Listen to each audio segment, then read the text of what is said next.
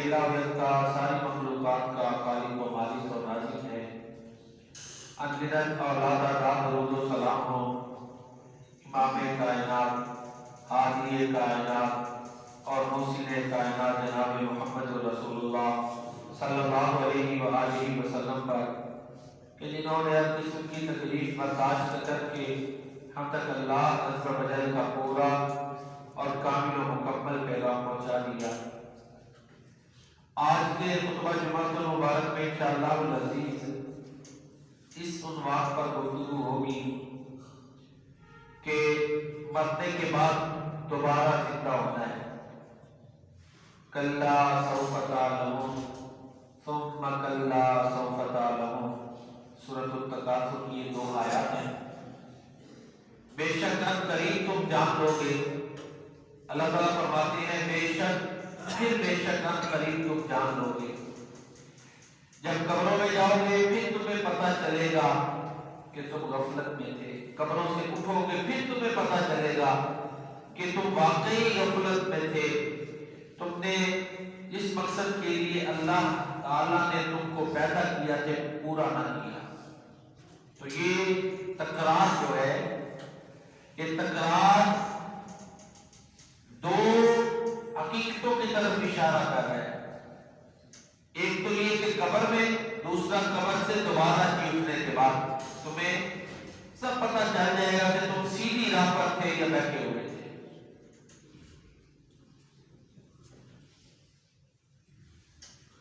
بہت سے لوگ ایسے تھے جو آخرت کا انکار کرتے تھے، انکار معاد یہ ان میں عام تھا، آخرت کا انکار۔ خباب بن عرب رضی اللہ تعالیٰ عنہ کا واقعہ ہے کہ انہوں نے عاص بن وائل، یہ بنو سہم قبیلے کا تھا، سہمی، عاص بن وائل سہمی، اس کو ایک تلوار بنا کر دی اور اس سے مزدوری مانگی۔ بڑی عمدہ تلوار انہوں نے بنائی، اسے اجرت مانگی، انہوں نے کام کیا تھا اس کا۔ تو وہ اس کو پتا تھا کہ خباب بن عرب رضی اللہ تعالیٰ عنہ مسلمان ہے، عاص بن وائل سہمی کافر تھا، بڑا یہ سخت قسم کا کافر ہے۔ اس کے بارے میں کافی آیات قرآن کریم کی نازل ہوئی۔ کہتا ہے لن اخزیک حتی تکفر بمحمد معاذ اللہ صلی اللہ علیہ وسلم، کہتا ہے کہ اے خباب تجھے تیری میں اجرت مزدوری اس وقت دوں گا جب تم معاذ اللہ محمد صلی اللہ علیہ وسلم کا انکار کریں۔ اب یہ خباب رضی اللہ تعالیٰ عنہ بڑے پکے مسلمان تھے، اس کو کہتے ہیں لا اکفر لمحمد صلی اللہ علیہ وسلم حتی یمیتک ثم یحییک، تو مر کے دوبارہ زندہ بھی ہو جائے نا، اللہ تعالیٰ تجھے مار کے دوبارہ زندہ کرے پھر تو یہ مطالبہ کرے تو پھر بھی یہ ناممکن ہے۔ کیسے ہو سکتا ہے کہ خباب پیارے نبی کریم صلی اللہ علیہ وسلم کا انکار کر دے؟ تو آگے سے یہ جو عاص بن وائل سہمی ہے نا، بطور طنز، بطور استہزاء کہتا ہے اچھا یہ بات ہے دوبارہ زندہ ہونا ہے، چلو ادھر مجھے اللہ مال اور اولاد دے گا نا تو میں تمہیں تمہارا مال دے دوں۔ اس نے بطور طنز ہی کہا۔ تو پھر اللہ تعالیٰ نے سورہ مریم کی چند آیات اس کی مذمت کے بارے میں بتائی۔ افرأیت الذی کفر بآیاتنا وقال لأوتین مالا وولدا، کیا تم نے اس شخص کو دیکھا ہے جس نے ہماری آیتوں کا کفر کیا اور اس نے کہا کہ ان قریب مجھے مال بھی ملے گا اور اولاد بھی ملے گی؟ اطلع الغیب ام اتخذ عند الرحمن عہدا، اللہ تعالیٰ فرماتے ہیں کیا اس نے کسی غیب پر کی اطلاع پا لی، اس کو غیب سے پتہ چلا ہے کہ اس کو آخرت میں مال اور اولاد ملے گی، یا اس نے رحمان سے کوئی معاہدہ کیا ہوا ہے؟ کلا، جیسا وہ سوچتا ہے یا جیسے وہ دعوے کر رہا ہے ایسا نہیں ہے۔ سنکتب ما یقول ونمد له من العذاب مدا، جو یہ کہہ رہا ہے نا قریب ہم اس کو نوٹ کر لیں گے، یہ دھمکی ہے اللہ تعالیٰ کی طرف سے۔ ونمد له من العذاب مدا، اور اس کو خوب لمبا چوڑا ہم عذاب کریں ما یقول ویأتینا فردا، یہ جن چیزوں کا دعویٰ کرتا ہے کہ ان کا وہ مالک بنے گا، ان سب چیزوں کے وارث تو ہم ہیں، اور یہ جب قیامت والے دن ہمارے پاس آئے گا تو اکیلا آئے گا، تنہا آئے گا۔ تو یہ اس کی مذمت میں اللہ تعالیٰ نے یہ آیات اتاری عاص بن وائل میں۔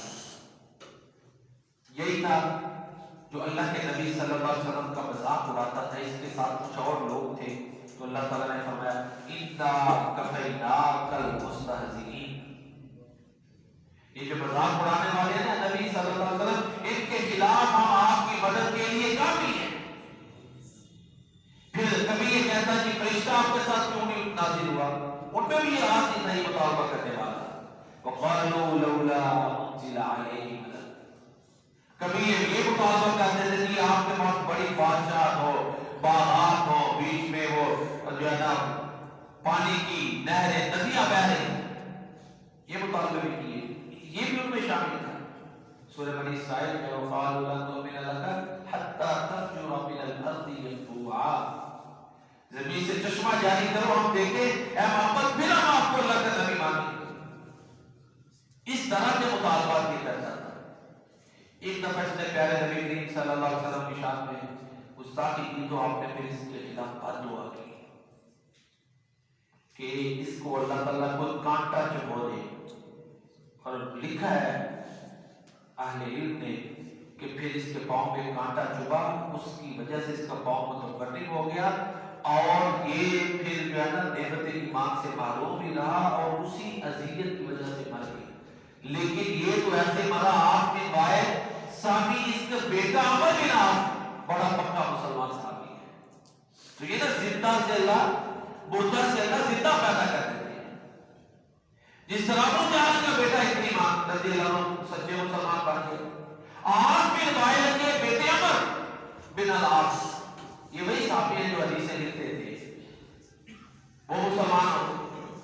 تمہارا عرب میں بہت سے لوگ ایسے تھے جو دوبارہ زندگی کا انکار کرتے تھے، اسی کے واقعہ ہے عاص بن وائل کا۔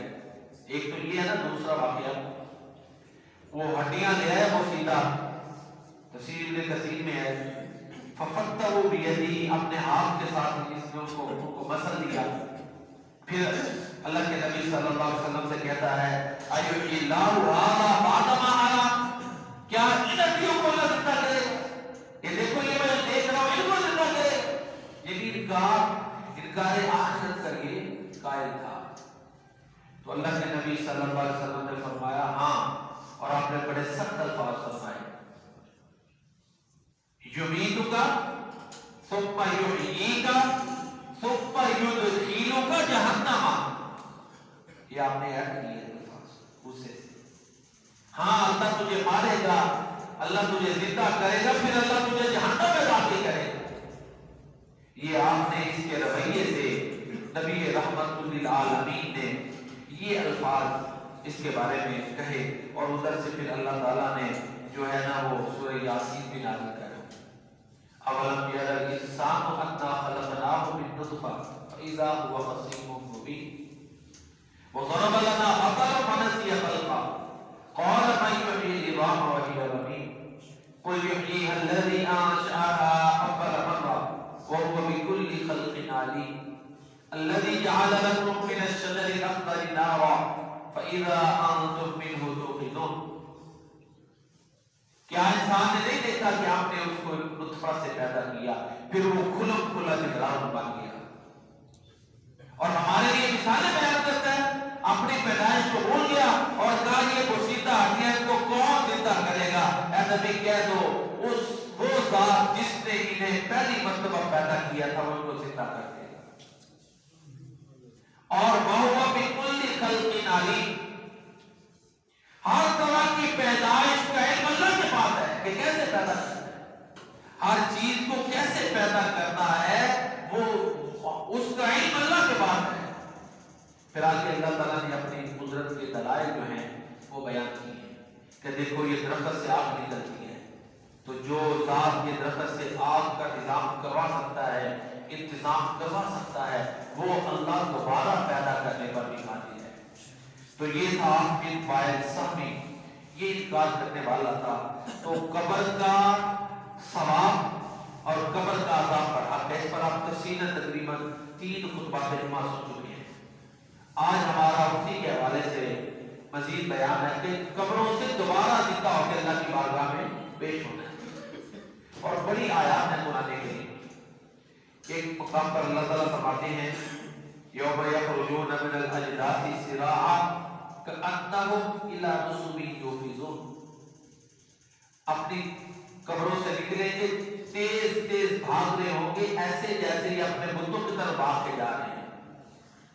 ظاہر ہے جب وہ بتوں کی طرف جاتے تھے تو بڑی تیزی سے، ادب سے جاتے تھے نا، تیزی سے جاتے تھے، ذہن میں تمنائیں ہوتی تھی یہ مراد ہے یہ مراد ہے، وہ تو غلط تھی نا باتیں۔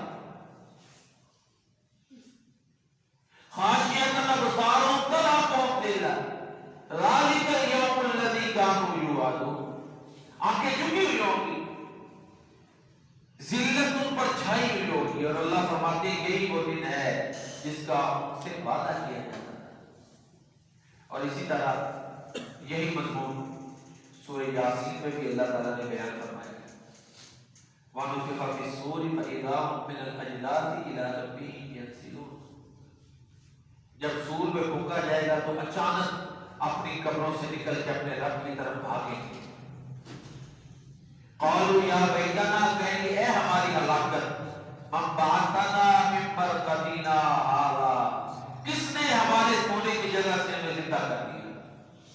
ھذا ما وعد الرحمن، ہمارا ہے کہ یہ وہ ہے جو رحمان نے وعدہ کیا تھا، وصدق المرسلون، اور رسولوں نے سچ کہا، ان کانت الا صیحۃ واحدہ، صرف ایک چیخ ہوگی۔ اللہ فرماتے ہیں فاذا هم جميع لدینا محضرون، سارے کے سارے اچانک ہمارے سامنے آ کر پیش ہو جائیں گے۔ فالیوم، آج کے دن اللہ فرماتے ہیں کسی پہ کوئی ظلم نہیں کیا جائے گا۔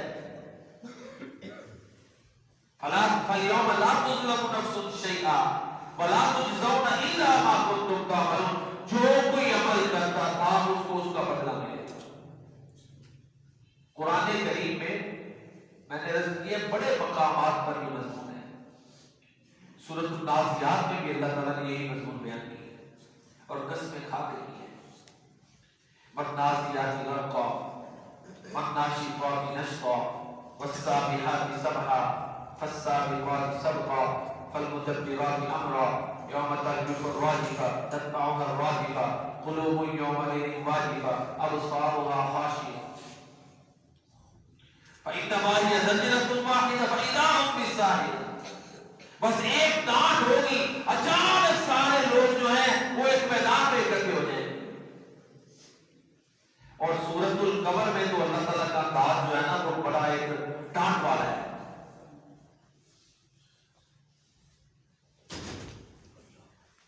کہ جو آخرت کو نہیں نہ مانتے، اے نبی آپ کے معجزات کو تسلیم نہیں کرتے، ان کو چھوڑ دو، ان کو اس وقت پتا چلے گا جب پکارنے والا پکارے گا اور اس کی پکار پر یہ لبیک کہتے ہوئے قبروں سے نکلیں گے۔ سورہ قمر ہے، اللہ تعالیٰ فرماتے ہیں اقتربت الساعۃ وانشق القمر، قیامت قریب آ گئی اور چاند پھٹ گیا، ہوا نا 2 ٹکڑے۔ پیارے نبی کریم صلی اللہ علیہ وسلم کا یہ معجزہ ہے۔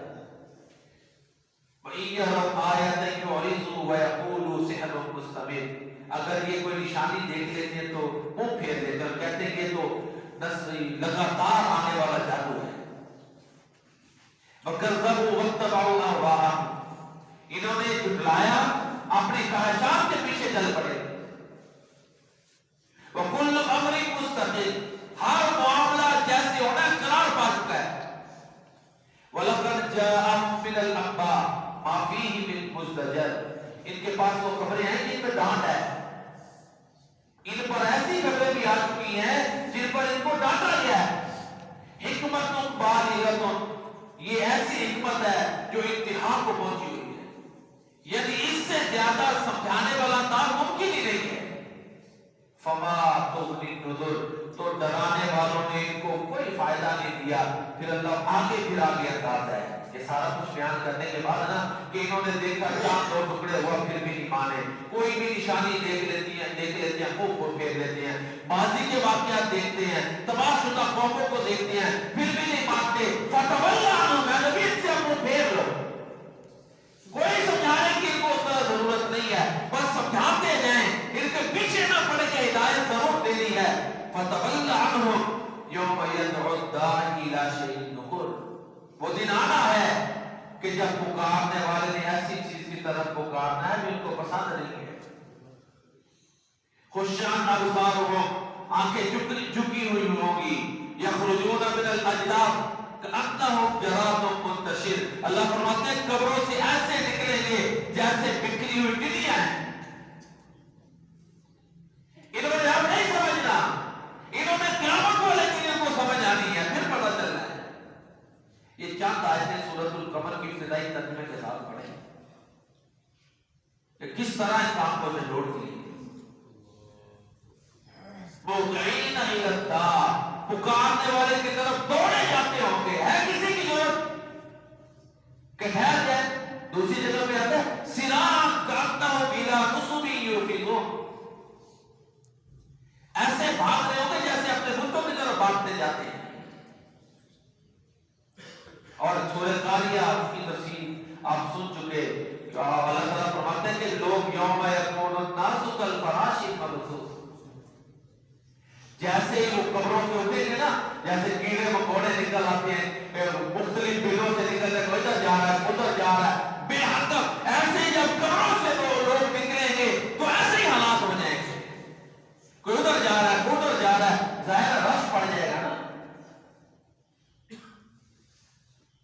یوم یکون الناس کالفراش المبثوث، لوگ ایسے جیسے بکھرے ہوئے پتنگ کے ایسے نکلے.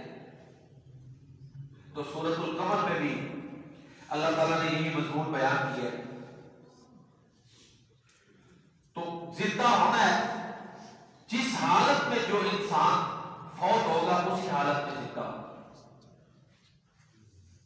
دوبارہ زندگی ملی ہے. اور بھی بڑی آیات ہیں جن میں یہ مضمون ہے. اب جو گفتگو کا حصہ ہے وہ اس عنوان پر باقی ہونی ہے گفتگو کہ کس طرح لوگ میدان حشر میں اکٹھے ہوں گے، کیفیات کیا ہوں گی، کس حالت میں ہوں گے. سب سے پہلی بات جو اس ضمن میں یاد رکھنے والی ہے، اللہ کے نبی کا فرمان ہے ان المیت یبعث فی ثیابہ التی یموت فیہا. میت جن کپڑوں میں فوت ہوگی انہی کپڑوں میں زندہ کی جائے گی. بعد میں کپڑوں سے مراد اعمال ہی ہیں، ظاہری بھی لے لینا تو وہ بھی ٹھیک ہے. کیونکہ ایک حدیث میں آتا ہے ایک بندہ حج کرتے ہوئے حالت احرام میں اونٹنی سے گر کے فوت ہو گیا. پیارے نبی کریم صلی اللہ علیہ وسلم نے فرمایا کہ اس کو غسل دو، کفن دو، اور اس کا جو ہے نا وہ خوشبو نہیں لگانی، اور قیامت والے دن جو ہے نا اس کا سر، اس کا آپ نے فرمایا خوشبو بھی نہیں لگانی، اس کا سر بھی نہیں ڈھانپنا. جب یہ قیامت والے دن اٹھے گا تو اسی طرح یہ تلبیہ پڑھتا ہوا اٹھے گا جس طرح اس دنیا میں یہ فوت ہوا ہے. اللہ تعالیٰ مجھے اور آپ کو ایمان والی موت عطا فرمائے. اللہ تعالیٰ ہمیں ایسی موت سے بچائے جس ہم کسی نافرمانی میں لگے ہوں اور ہمیں موت آ جائے. آمین. اللہ تعالیٰ حالت ایمان میں فرما برداری والی موت ہمیں عطا فرمائے. اللہ کے نبی فرماتے ہیں کہ وہ تلبیہ کہتا ہوا یہاں سے اخذ ہوتا ہے کہ جو عمل کرتا ہوا فوت ہوگا اسی عمل کو کرتا ہوا زندہ ہوگا. ایک اور روایت ہے، اللہ کے نبی فرماتے ہیں یبعث العبد علی ما مات علیہ. جس عمل پہ بندے کو موت آئے گی اسی عمل پہ زندہ ہوگا. ایک روایت میں ہے یبعث الناس علی نیاتہم، لوگوں کو ان کی نیتوں کے مطابق جو ہے وہ زندہ کیا جائے گا. جو ان کی نیتیں ہوں گی، جو اعمال ڈالے ہوں گے اس کے مطابق ان کو اللہ تعالیٰ زندگی عطا فرمائے گا.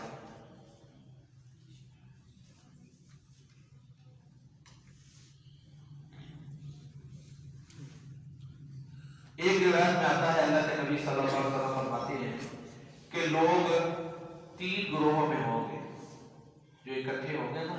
جب قبروں سے نکلیں گے تو 3 بڑی حالتیں. یہ تو اس 3 حدیثوں سے پچھلی سے تو یہ ثابت ہوا نا کہ جس طرح جس عمل میں جس نیت سے کوئی فوت ہوگا اسی طرح اٹھے گا. اب آپ میدان حشر میں جب اکٹھے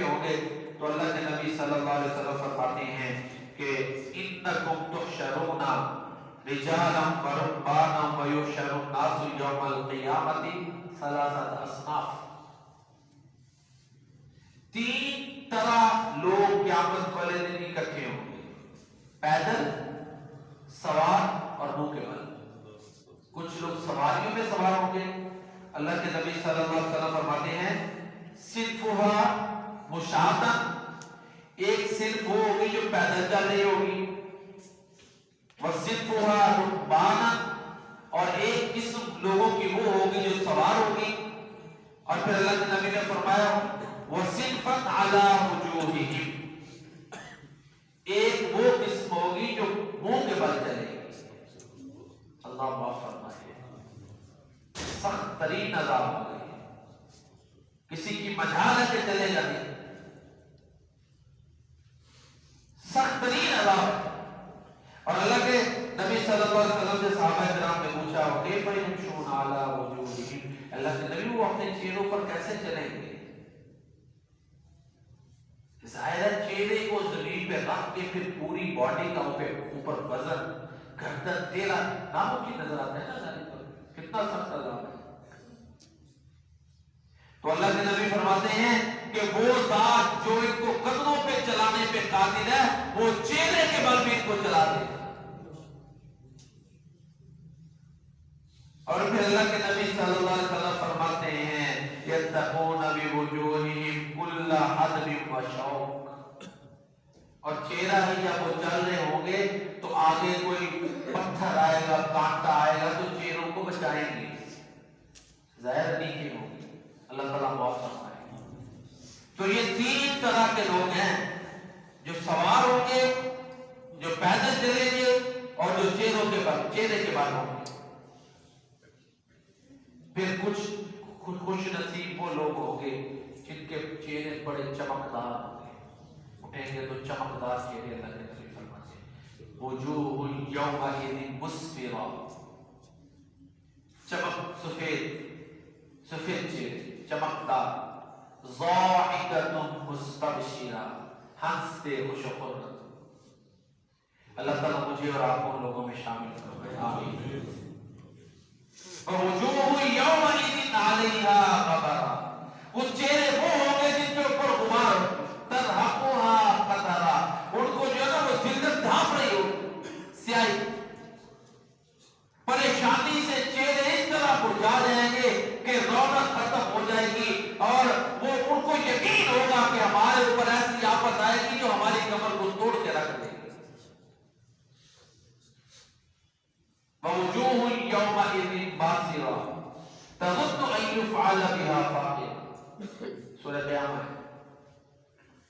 تو جو چہرے چمکدار ہوں گے وہی چہرے تر و تازہ ہوں گے. وجوہ یومئذ ناظرہ الی ربها ناظرہ، یہی مضمون سورہ آل عمران میں ہے. اللہ تعالیٰ فرماتے ہیں یوم تبیض وجوہ وتسود وجوہ، کچھ چہرے اس دن سفید ہوں گے، کچھ سیاہ ہوں گے. فَأَمَّا الَّذِينَ اسْوَدَّتْ وُجُوهُهُمْ أَكَفَرْتُمْ بَعْدَ إِيمَانِكُمْ، جن کے چہرے سیاہ ہوں ان کو ڈانٹ پڑے گی کہ تم نے ایمان کے بعد کفر کیا تھا. تم جو برے عمل کرتے تھے ان کا خمیازہ بھگتو. وَأَمَّا الَّذِينَ ابْيَضَّتْ وُجُوهُهُمْ فَفِي رَحْمَةِ اللَّهِ، اللہ فرماتے ہیں کہ جو چہرے سفید ہوں گے وہ اللہ کی رحمت میں ہوں گے، اس میں ہمیشہ ہمیشہ رہیں. تو یہ کیفیت، کچھ چہرے تر و تازہ چمکدار اور کچھ چہرے جو ہیں وہ مرجھائے ہوئے ہوں گے. کچھ لوگوں کو اللہ تعالیٰ اندھا کر کے اٹھائے گا. قرآن کریم ہے من اعرض عن ذکری فإن له معیشة ضنکا ونحشره یوم القیامة اعمى، جو اللہ فرماتے ہیں میرے ذکر سے منہ پھیر لیتا ہے ہم قیامت والے دن اس کو اندھا کر کے اٹھائیں گے. سورہ طه ہے. یہ زیادہ تر ایک دو حدیثیں میں نے پڑھی ہیں. ہمارے نزدیک تو قرآن اور حدیث دونوں حجت ہیں. جو اللہ کے نبی کا فرمان ہے وہ بھی اللہ کی طرف سے ہے. فرق صرف اتنا ہے کہ ورڈز اللہ کے نبی کے میننگز اللہ کی طرف سے ہے. قرآن میں words and meanings are from اللہ، قرآن کے الفاظ و معنی اللہ کی طرف سے ہے. فرق اتنا ہے. مطالب، مفاہیم، معانی فرمانے نبوی کے اللہ کی طرف سے، اپنی مرضی سے آپ بولتے ہی نہیں، اللہ کا ہی پیغام ہے. تو یہ قرآنی آیات ہیں جو بھی پڑھ رہا ہوں. قال رب لم حشرتنی اعمی وقد كنت بصیرا، کہے گا یا اللہ مجھے تو نے اندھا کر کے کیوں اٹھایا، میں تو دنیا میں دیکھتا تھا. قال كذلك اتتك آیاتنا فنسیتها وكذلك اليوم تنسى.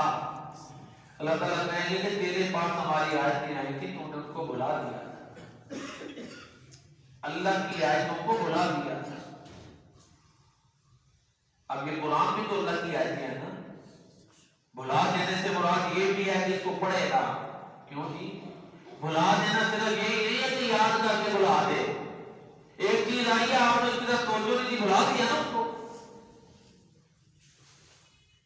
ساری زندگی ہماری گزر جاتی ہے، ہم قرآن کو پڑھتے ہی نہیں، ترجمے کے ساتھ سمجھتے نہیں ہیں.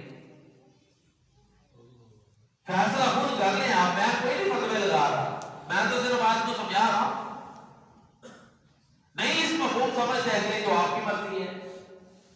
تو نہیں بلانے کا ایک چیز آپ لا کے رکھ دیں تو رکھیں آپ پڑھنے کے لیے گھر میں، تو کبھی کھول کے دیکھا ہی نہیں. یہ کیا یہ بلانا نہیں ہے، فراموش کرنا نہیں ہے. یہ خالی وہ حافظ ہی نہیں ہے جو یاد کر کے آیتوں کو بلا دے، عمل نہ کرے. عام مسلمانوں کے لیے بھی یہ بات نہیں ہے کہ قرآن کو پڑھیں، قرآن سے تعلق جوڑیں. بڑی معذرت سے ہمارے بڑے صغیر میں بڑے طریقوں سے قرآن سے دور کیا جاتا ہے. قرآن سے دور پہلے ہی قوم نہیں پڑھتی تھی، کچھ سمجھ ہی نہیں آتی. آپ خود پڑھو گے تو گمراہ ہو جاؤ گے. طرح طرح کے انہوں نے خوف جو ہے نا مسلط کیے کہ لوگ قرآن سے دور ہی نہیں. تمہارا جتنا تعلق ہمارا قرآن کے ساتھ مضبوط ہوگا اتنی برکات زیادہ. تو کچھ لوگ اندھے ہوں گے، اندھا کر کے اللہ تعالیٰ ان کو اٹھائیں گے. اسی طرح اور کچھ احادیث میں وضاحتیں آتی ہیں. اللہ کے نبی صلی اللہ علیہ وسلم کا فرمان ہے، آپ فرماتے ہیں کہ جو پانی میں ڈوب کر فوت ہوا ہے یا کسی کو پرندے کھا رہے ہیں یا کوئی اور حالت ہے، اللہ تعالیٰ اس کو پانی سے، پرندوں کے پیٹ سے، جیسے بھی جس کی موت آئی ہے، اللہ تعالیٰ اس کو زندہ کریں گے. یہ بھی ایک کیفیت ہے. اور اس ضمن میں وہ واقعہ سیدنا انس بن مالک رضی اللہ تعالیٰ کو بیان کرتے ہیں کہ رسول اللہ صلی اللہ علیہ وسلم سیدنا حمزہ رضی اللہ تعالیٰ عنہ جب شہید ہو گئے اور ان کی پتہ ہے نا جسم مبارک کا مسئلہ کیا گیا تھا، اعضاء کاٹے گئے تھے. آپ آئے اور آپ صلی اللہ علیہ وسلم نے جب دیکھا نا چچا کو، ظاہر تکلیف تو بڑی ہوئی کہ چچا سے بڑا پیار بھی بڑا تھا، عمر میں بھی اتنا ڈفرنس فرق نہیں تھا. یہی تھے جنہوں نے بدلہ بھی لیا، بڑا پیار تھا چچے بھتیجے کا آپس میں. تو لولا تجد صفیۃ فی نفسها لترکته حتی تاکلہ العافیہ. اللہ کے نبی کہتے ہیں اگر میری پھوپھی کو تکلیف نہ زیادہ ہوتی تو آج میں اپنے چچا کو ایسے ہی رہنے دیتا، جانور کھاتے، اور قیامت والے دن اللہ تعالیٰ میرے چچا کو جانوروں کے پیٹوں سے زندہ کرتے. یہ پیارے نبی صلی اللہ علیہ وسلم نے فرمایا. یہ رتبے بلند ملے ہیں، ان کو قربانیاں بڑی ہیں. تو یہ اپنے چچا کے بارے میں اللہ کے نبی نے فرمایا. سے یہ بھی مسئلہ ہوا کہ جو جہاں بھی ہے اللہ اس کو زندہ کرنے پہ قادر ہے. سورہ بدر کے بارے میں آتا ہے نا، وقالوا اذا كنا عظاما ورفاتا، کہتے ہیں جب ہم ہڈیاں بن کے غبار تو کیا ہم زندہ ہوں گے. بدر کے بارے میں رفات کا معنی بعد نے لکھا ہے وہ ہڈیاں ریزہ ہوتے ہوتے مٹی میں مٹی مل کے ایسا چورا ہو جاتی ہے جن کو ہوا اڑائے پھرتے اس کو کہتے ہیں رفات. تو اللہ نے آگے کیا کہا ہے، مٹی میں آپ کو پتا ہے کہ مٹی میں قوتیں نامیاں ہوتی ہے، گروئنگ پار ہوتی ہے، چیزیں اگتی ہیں کہ نہیں، جان ہے نا، جاندار چیزیں اس میں، بیکٹیریا یہ عمل کرتے ہیں. سورہ یاسین پڑھیں، وآیۃ لہم الارض المیتۃ احییناھا، مردہ زمین کو زندہ کرتے ہیں. تو مٹی میں جو امکان ہے نا زندگی کا، اللہ فرماتے ہیں تو کہہ دو پتھر بن جاؤ یا لوہا بن جاؤ یا کچھ اور بن جاؤ، مٹی میں یہ تمہیں ہو کہ شاید اس میں جان کی زندگی کا امکان ہے، جاؤ جو مرضی بن جاؤ، ہم نے تمہیں کر کے اپنی بارگاہ میں لے کے آنا ہے. قل كونوا حجارة أو حديدا أو خلقا مما يكبر في صدوركم فسيقولون من يعيدنا قل الذي فطركم أول مرة. تو یہی چیز اللہ تعالیٰ نے سورہ بنی اسرائیل میں بھی بیان فرمائی ہے کہ اللہ تعالیٰ کے لیے یہ ناممکن نہیں ہے. جدھر بھی جو جیسے بھی ہے اس کو اللہ تعالیٰ دوبارہ زندہ کریں گے. ایک حدیث میں آتا ہے اللہ کے نبی صلی اللہ علیہ وسلم نے فرمایا کہ لوگ ننگے پاؤں ننگے بدن بے ختنہ اکٹھا کیے جائیں گے. تو ابھی عائشہ صدیقہ کہتے ہیں اللہ کے رسول وہاں پہ تو مرد اور عورتیں اکٹھے ہوں گے تو کیا پھر ایک دوسرے کو دیکھ لیں گے؟ تو آپ نے فرمایا الامر اشد من ان ينظر بعضهم الى بعض. عائشہ معاملہ اتنا سخت ہوگا کہ ایک کو دوسرے کی طرف دیکھنے کی کوئی ہوش ہی نہیں ہوگی. تو یہ اس طرح اللہ کی بارگاہ میں لوگ آئیں گے. جو نوحہ کرنے والی خاتون ہے، نوحہ کرنے والی عورت، وہ بھی زندہ جب ہوگی. اللہ کے نبی فرماتے ہیں النائحۃ اذا لم تتب قبل موتها، نوحہ کرنے والی اپنی موت سے پہلے اگر توبہ نہیں کرتی تو جب قیامت والے دن وہ زندہ کی جائے گی تو آپ فرماتے ہیں وعلیہا سربان من قطیوان ودرع من جرب، یہ گندک کا لباس ہوگا اور اسی طرح زرہ اس کی کھجلی کی ہوگی. گندک کا لباس پہنا کے اس کو زندہ کیا جائے. تو کام وہ آیا